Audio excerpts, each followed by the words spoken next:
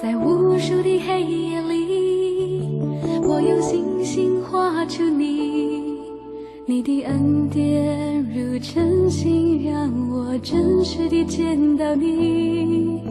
在我的歌声里，我用音符赞美你，你的美好是我今生颂扬的。这一生最美的祝福，就是能认识主耶稣。这一生最美的祝福，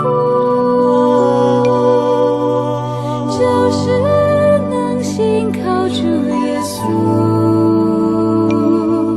走在高山深谷，他会伴我同行，我知道这是最美的祝福。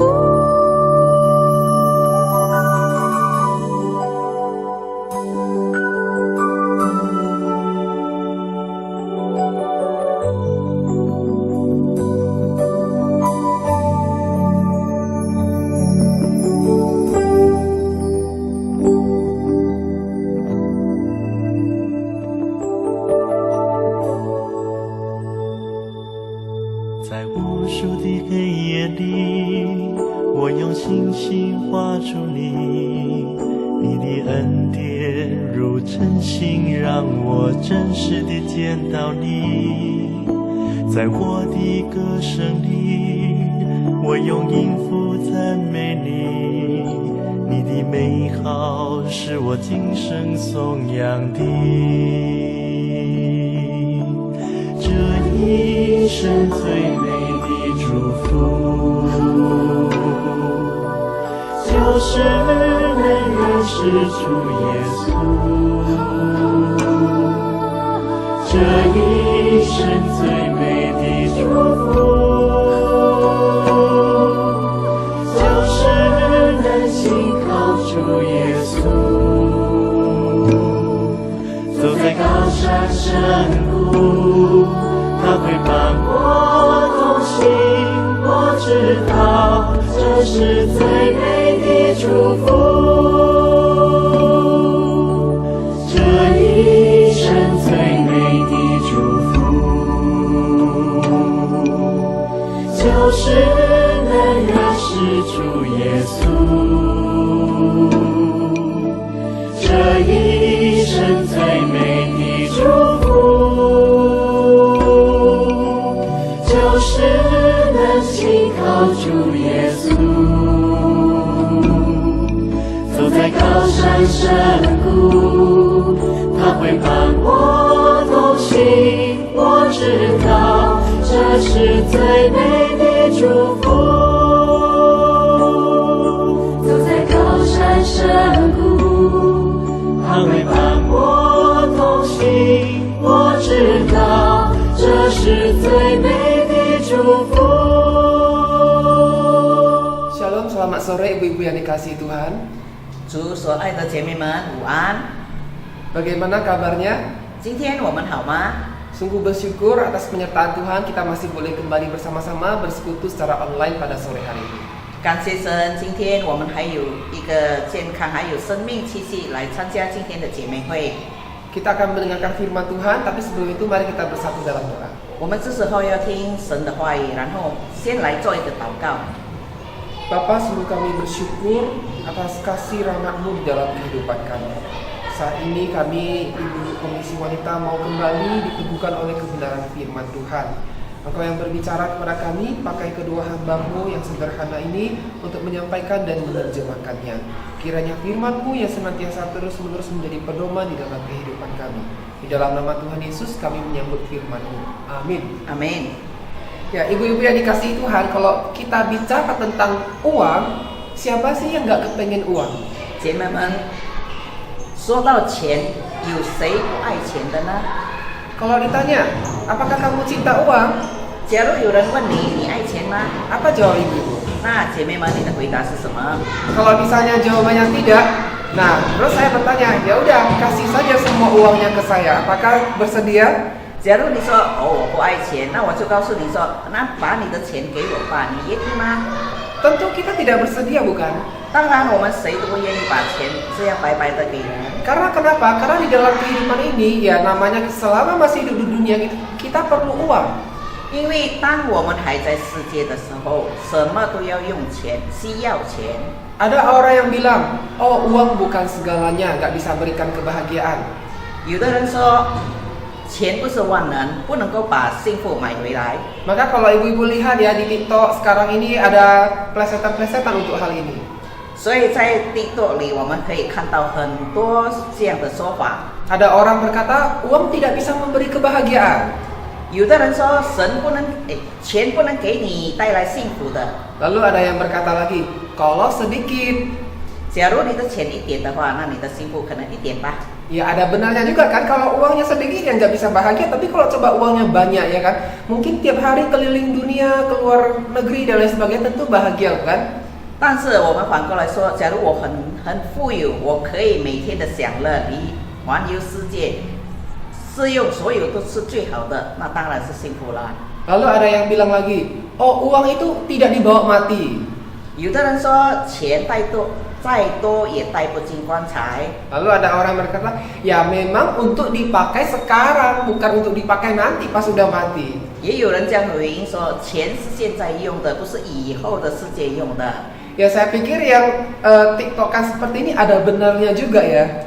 所以在这网上所说的这些论坛，其实有些是对的。 Yaitu uang itu kalau banyak bisa memberikan kebahagiaan juga. Dan kalau uang itu memang nggak dipakai untuk dibawa mati, tapi untuk dipakai sekarang. 是的，钱多，我们有多余的钱可以带来我们额外的幸福，但是真的这个金钱不能带到就是所谓的棺材里面，死了不用的。 Dan di dalam kehidupan kita, di dalam realita, kalau kita melihat apa-apa pun perlu uang sebenarnya. 事实上，在生活的每一天里，无论什么都是需要钱的。 Maka kita nggak bisa bilang secara naif, oh saya nggak perlu uang. 所以我们不能够说这样讲不实际的话说，我不需要钱。 Realitanya apa-apa perlu uang, dalam urusan gereja pun perlu uang. 无论是什么事件都需要钱，纵然在教会里也还是需要用到钱。 Tetapi sekarang masalahnya adalah seberapa kita melekatnya kepada uang itu. Apakah kita menjadi orang yang sampai mengutamakan uang di atas segalanya? 那问题就是这样，我们是不是太依靠钱了？所有的一切我们都仗赖这个钱。 Nah, kalau itu yang terjadi, itu yang bahaya.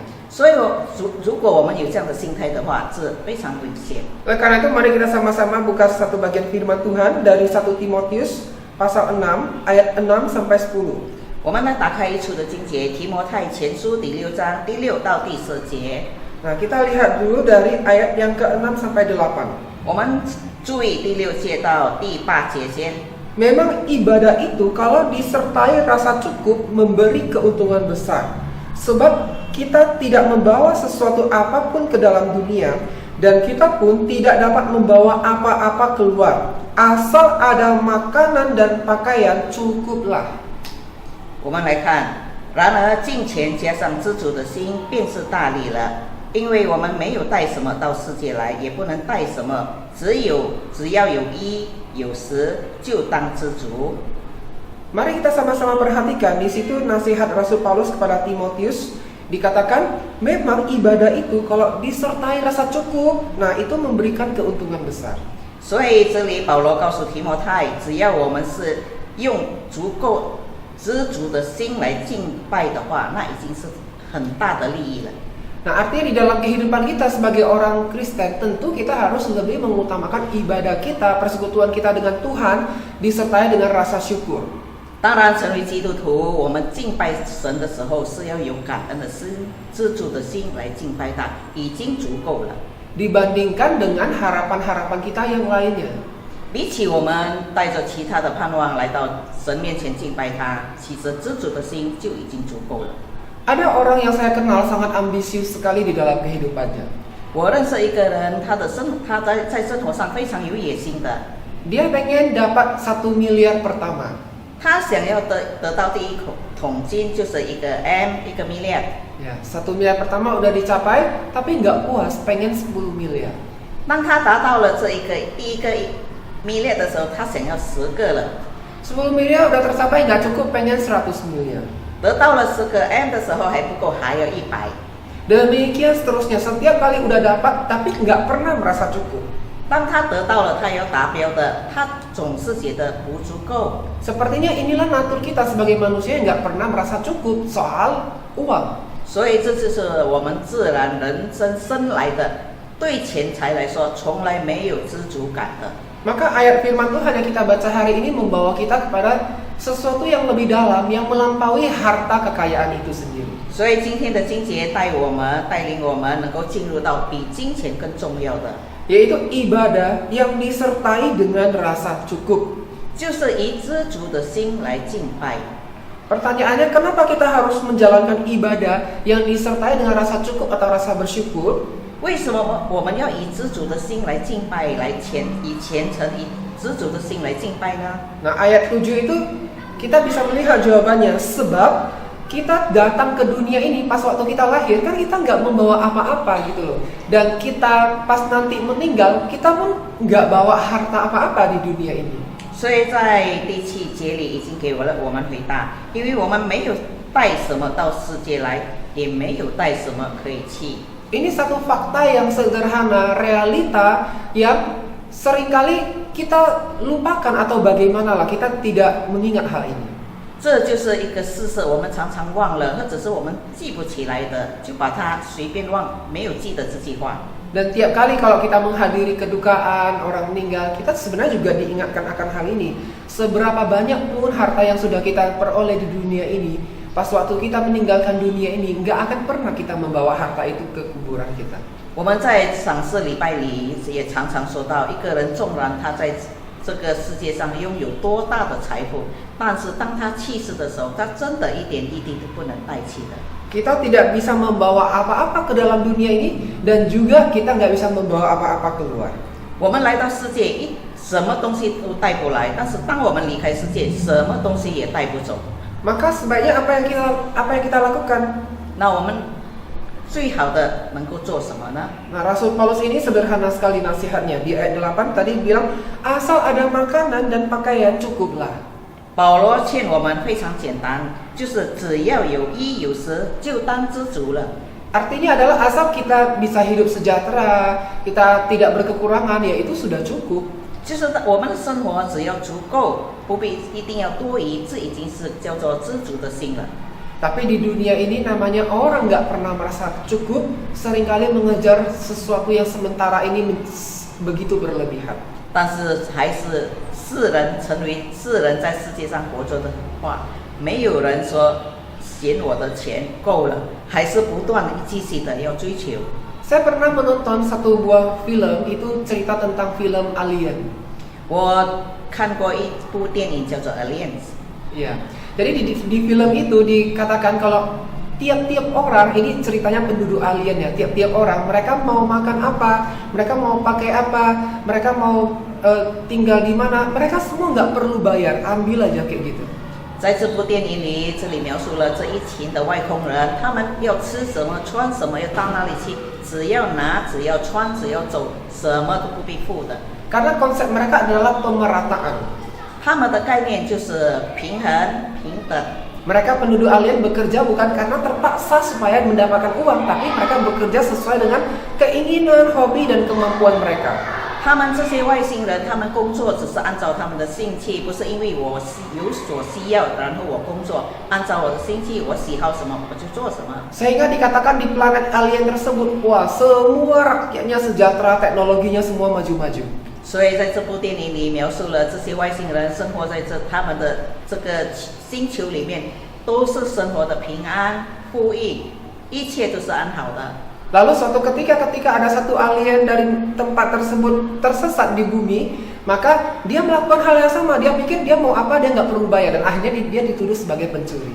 所以当你这个有一个星球外星人，他突然间不知道为什么到了地球，然后他就按照他的习俗随便拿、随便吃、随便要人的东西，但是在地球上他是被当成贼。Ya, karena perbedaan konsep pemikiran seperti itu. 因为他们生活的概念完全不同。 Ya, saya pikir walaupun ini film fantasi, tapi di dalamnya itu terkandung makna yang sangat bagus sekali. 虽然这是科技的影片，但是它那里面的含义是非常好的。 Itu kehidupan kita di bumi ini seringkali kita mengutamakan uang di atas segalanya. 因为在世界上，我们生活的时候，我们常常把钱当成是首要的。 Kalau nggak ada uang, kamu nggak bisa apa-apa, nggak bisa beli apa-apa. 你没钱的话，什么都不用说，什么都不用买。 Maka kalau kita ingin melakukan hal yang kita mau bisa apa-apa, kita harus punya uang. 所以，当我们需要做什么，或者你想拥有什么，你最基本的、最要求的就是要有钱。 Makin punya uang banyak, makin berkuasa. 你越有钱，你越有实力。 Dan seringkali orang yang sudah mendapatkan begitu banyak uang, mereka terkadang kehilangan empatinya terhadap sesamanya sendiri.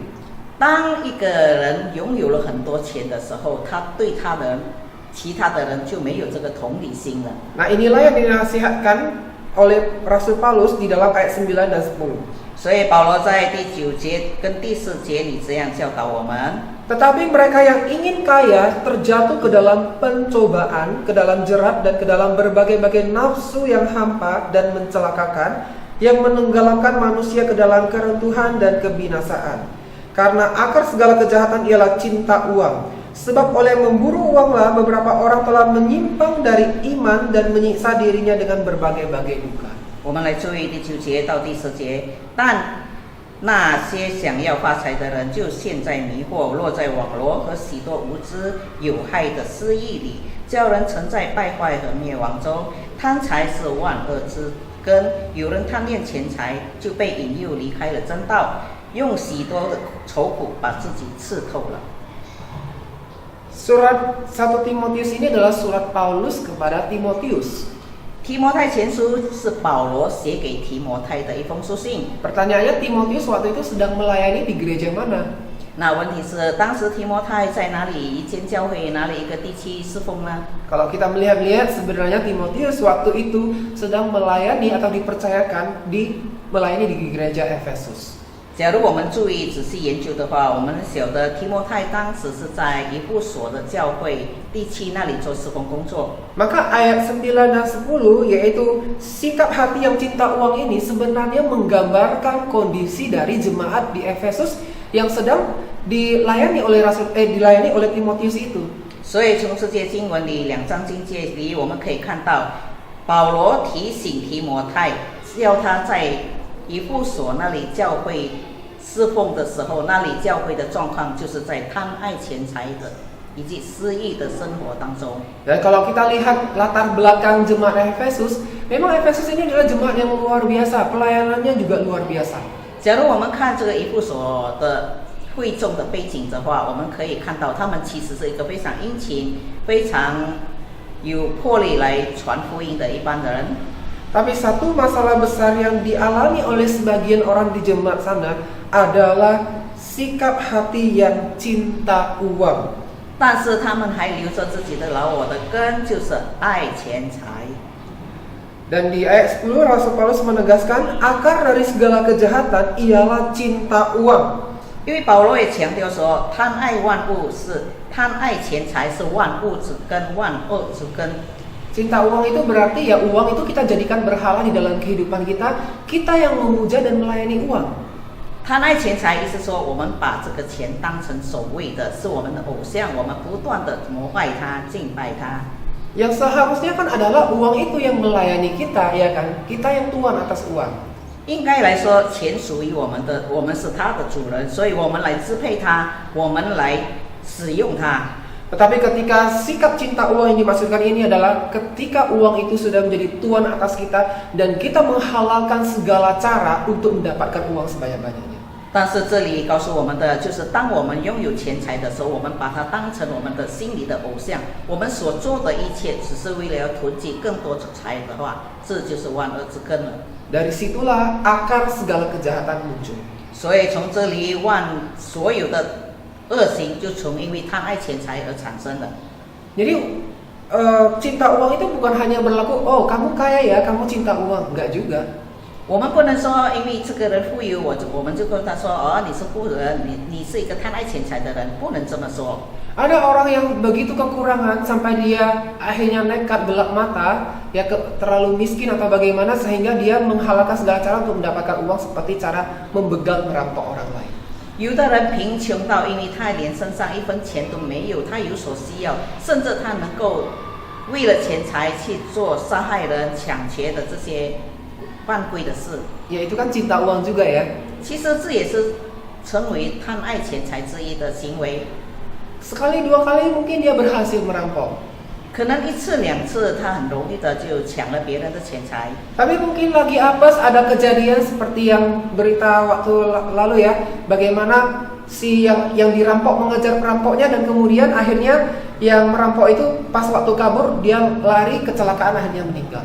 我们也看到最近有些新闻也说到，当这个抢劫的人被抢的人追赶的时候，因为慌张，他就跌倒，结果被车祸撞死了。 Kalau sudah begini, siapa yang disalahkan? 当发生这件事的时候，谁是犯错的呢？ Maka yang disalahkan sebenarnya adalah diri sendiri. 所以应该要被怪的就是自己本身。 Kenapa? Karena di Alkitab dikatakan karena memburu uang itulah dengan segala cara orang-orang itu menyimpang dari iman. 所以因为贪爱钱财，就被引诱离开了正道。 Ya mereka nggak peduli lagi moralitas. 他们不再觉悟到他们所要的道德。 Mereka menghalalkan segala cara. Mereka nggak takut akan Tuhan. 他们已经不再敬畏神、害怕神，使用所有的方法，只要有钱。 Dan ya mereka menyiksa dirinya sendiri dengan berbagai-bagai duka. 因为他们的罪行，以至于他们把这些愁苦装满了他们心，刺透了他们自己，他们自己也很痛苦。 Ya, ini bukan hanya soal perampok juga. 这不是单说到这些强盗而已。 Kalau kita pikirkan lagi, mungkin ada saudara kita, teman kita, atau kerabat kita yang kerjanya itu istilahnya banting tulang non-stop gitu ya.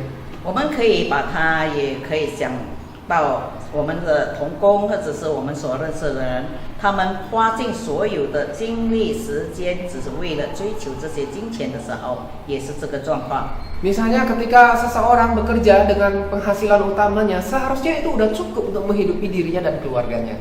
其实有一些人，因为他有主要的工作，已经足够他的可能是薪金，可能他的收入足够他喂养他的整个家庭，其实已经够了。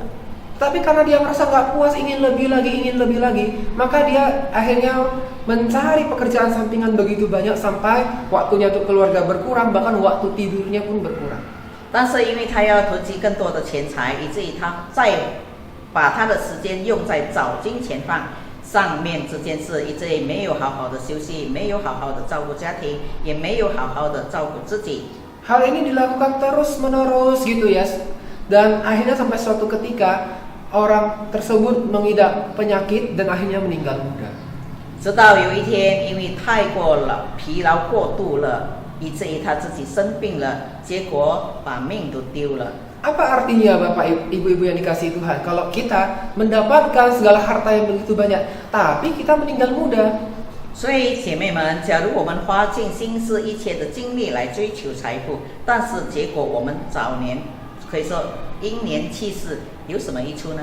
Dan ketika saya mencek-cek ya rata-rata orang-orang yang terkaya di dunia gitu, oh ternyata banyak juga loh yang umurnya pendek.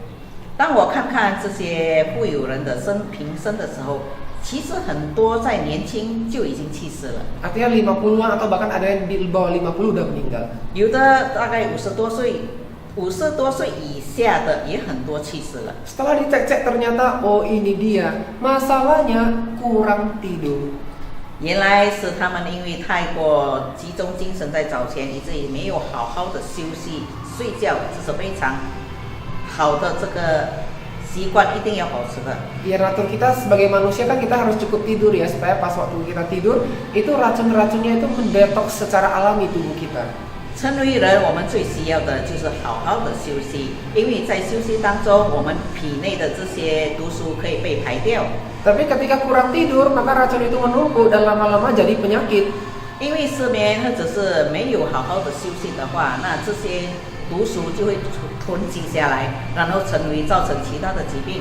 Ketika itu terjadi, maka nanti jangan salahkan Tuhan. Oh, kok Tuhan kasih pencobaan begini ya? Karena sebenarnya diri kita sendirilah yang menyiksa diri kita dengan berbagai-bagai duka. 当我们到这个地步的时候，我们就不能说主啊，为什么你给我这样的试炼呢？其实这一切是我们自愿，我们自己找来的。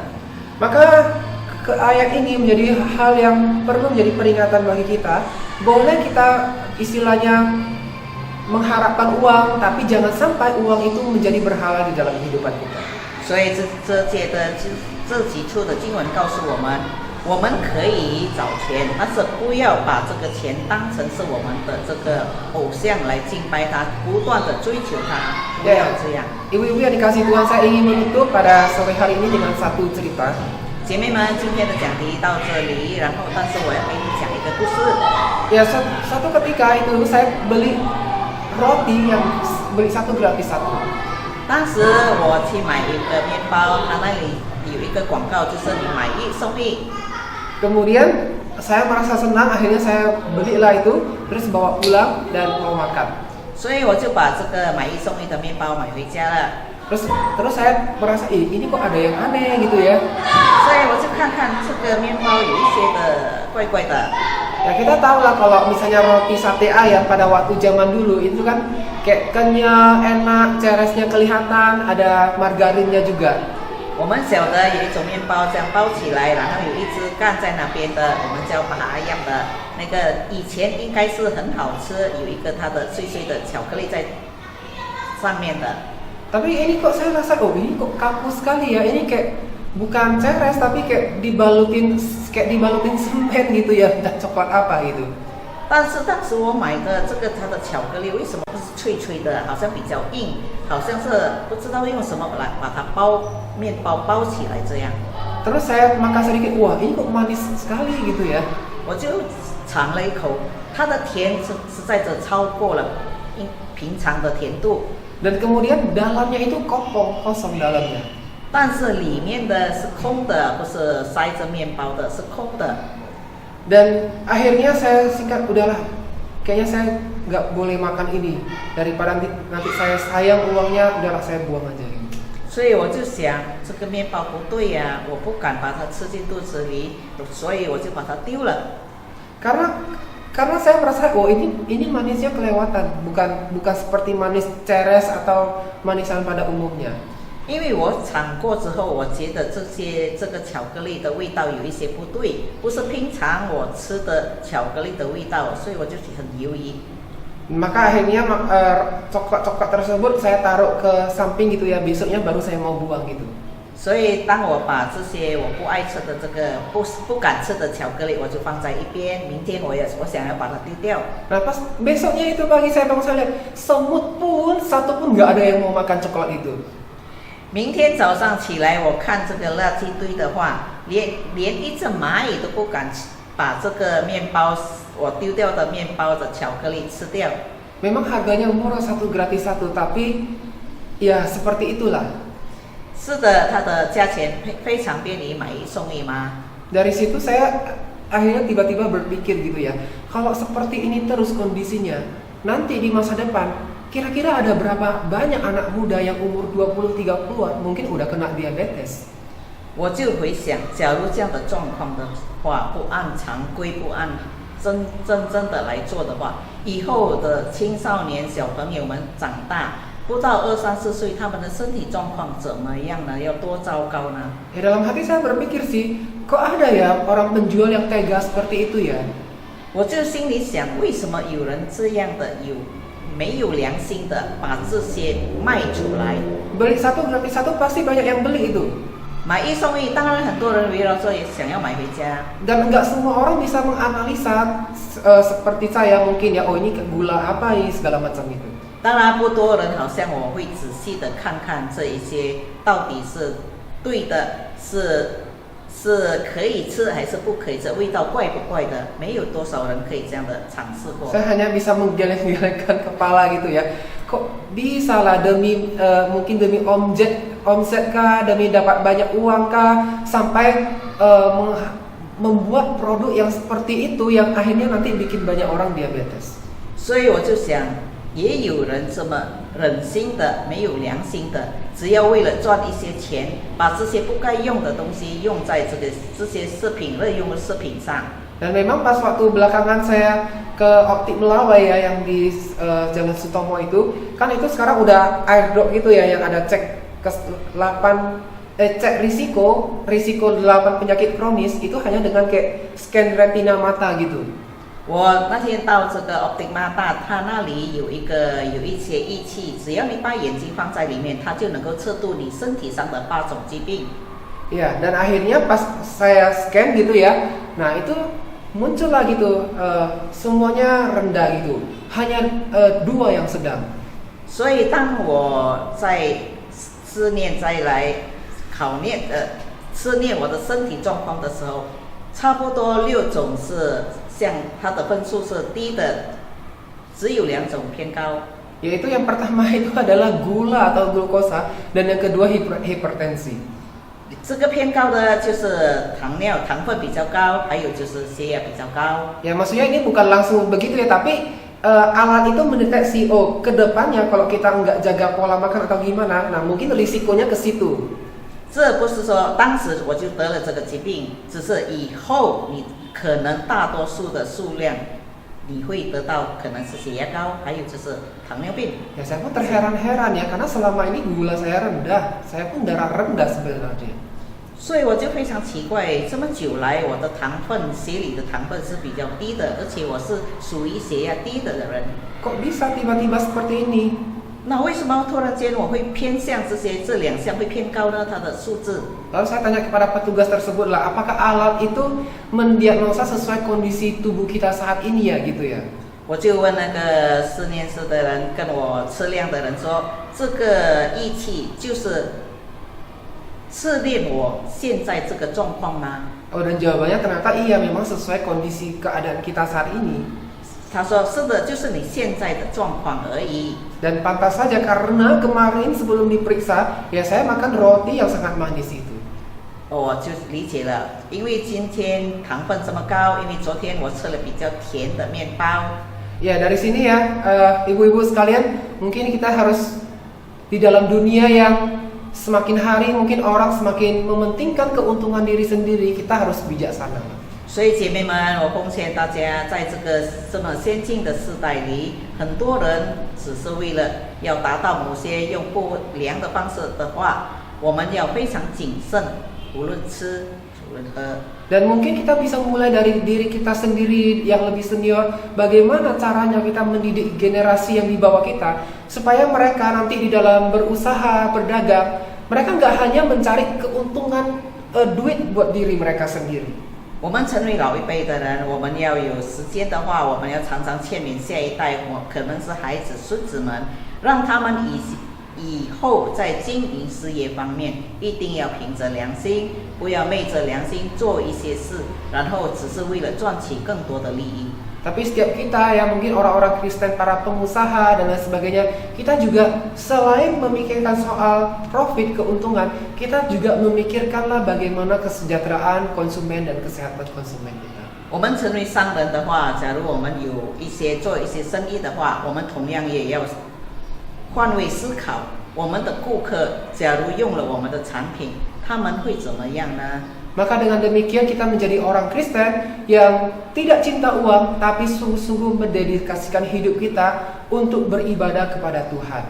所以成为耶稣的跟随者，成为主的儿女们，我们可以实行这样的生活方式来表示我们是忠心跟随主的人。 Amin. Amin. Mari kita berdoa. 我们来做一个结束祷告。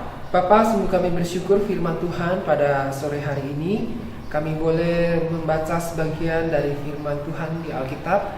Ajari kami Tuhan, jangan sampai kami terjerat di dalam sikap hati yang cinta uang, sehingga hidup kami tidak berkenan di hadapan. Tolong kami juga, ibu-ibu komisi wanita, agar kami sungguh hidup disertai dengan rasa syukur dan hidup beribadah kepada Engkau senantiasa dengan setia Tuhan. Tolong kami juga berkati anak cucu kami. Mungkin biarlah kami sebagai generasi yang lebih senior, kami boleh memberi dampak, pengaruh atau nasihat Tuhan kepada orang-orang muda, agar setiap orang-orang muda kami yang berjuang, berusaha di tengah-tengah aktivitas kami mencari uang, biarlah kami juga tidak menjadi orang yang menghalalkan segala cara untuk mendapatkan keuntungan. Tolong kami agar kami tidak kehilangan empati kami terhadap sesama kami hanya karena uang saja Tuhan. Tapi justru di tengah-tengah dunia yang mungkin semakin bobrok ini, biarlah kami boleh tampil sebagai orang Kristen yang penuh kasih, yang hidup mengutamakan Kristus, mengasihi Tuhan dan mengasihi sesama kami. Ini doa dan kerinduan kami. Di dalam nama Tuhan Yesus kami berdoa dan bersyukur. Amin. Amin。 Tuhan Yesus memberkati.愿神祝福大家。